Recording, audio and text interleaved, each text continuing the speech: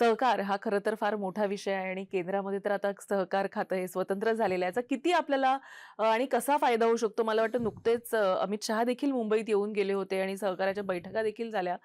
काय नेमका त्याचा फलसफा आहे आणि आपल्याला कसा त्याचा फायदा होणार आहे, खास करून मुंबई, महाराष्ट्राला?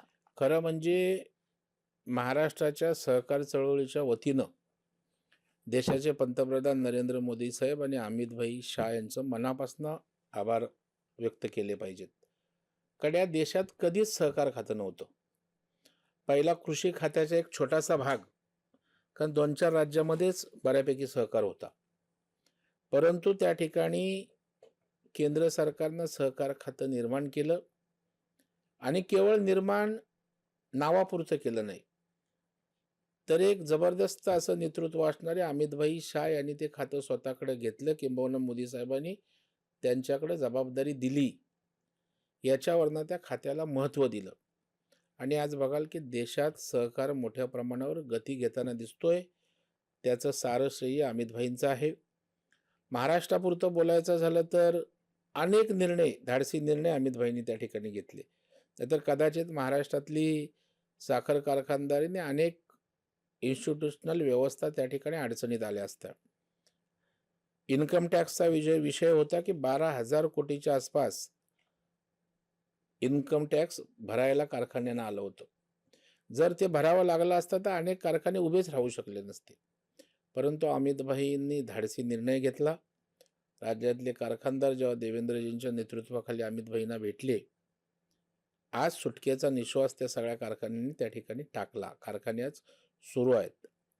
अनेक चांगल्या प्रकारचे निर्णय घेतले. पॅक्स सोसायटी, आज गावची विविध कार्यकारी सोसायटी 40च्या वर वेगवेगळ्या प्रकारचे व्यवसाय करू शकते.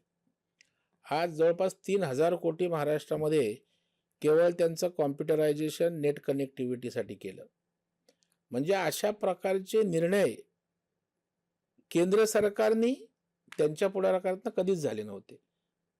म्हणजे अनेक महाराष्ट्रातनं केंद्रात नेते झाले, मंत्री झाले, सहकारावर मोठे झाले.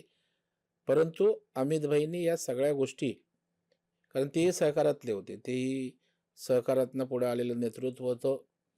अहमदाबाद जिल्हा बँकेचे ते स्वतः अध्यक्ष होते आणि त्यामुळे गावच्या पॅक सोसायटीपासून ते सर्व राज्यस्तरीय देश पातळीवरच्या संस्थांचा त्यांना अभ्यास आहे, नीट माहीत आहे आणि त्याच्यामुळे त्यांचे प्रश्न त्यांना नीट माहीत असल्या कारणानं त्याची सोडवणूकसुद्धा अगदी व्यवस्थितरित्या करतानाच ते दिसत आहेत. 4 जुलैला आंतरराष्ट्रीय सहकार दिन आहे. त्या निमित्तानं म्हणून महाराष्ट्राला काय वेगळं मिळू शकतं असं वाटतं तुम्हाला? नाही, आंतरराष्ट्रीय सहकार दिन आहे आणि त्यानिमित्तानं 4 जुलैला आम्ही एक कार्यक्रमसुद्धा ठेवलेला आहे यशवंतराव प्रतिष्ठानला. स्वतः राज्याचे मुख्यमंत्री माननीय देवेंद्र फडणवीस साहेब उपस्थित राहणार आहेत. मुरलीधर मोहोळ केंद्रीय राज्यमंत्री आणि अनेक मान्यवर उपस्थित राहणार आहेत आणि त्या ठिकाणी महाराष्ट्रातल्या सहकारात काम करणाऱ्या गुणवंतांचा, नेत्यांचा सत्कार करून सहकार दिनाच्या शुभेच्छा देत सहकारातल्या अडचणी आणि भविष्यामध्ये सरकार म्हणून काही गोष्टी मुख्यमंत्र्यांसमोर निश्चितपणे मांडल्या जातील आणि त्याच्यामुळे, कारण महाराष्ट्रात सहकार मोठ्या प्रमाणावर आहे. देशात सगळ्यात जास्त सहकार महाराष्ट्रात पूर्वी होता.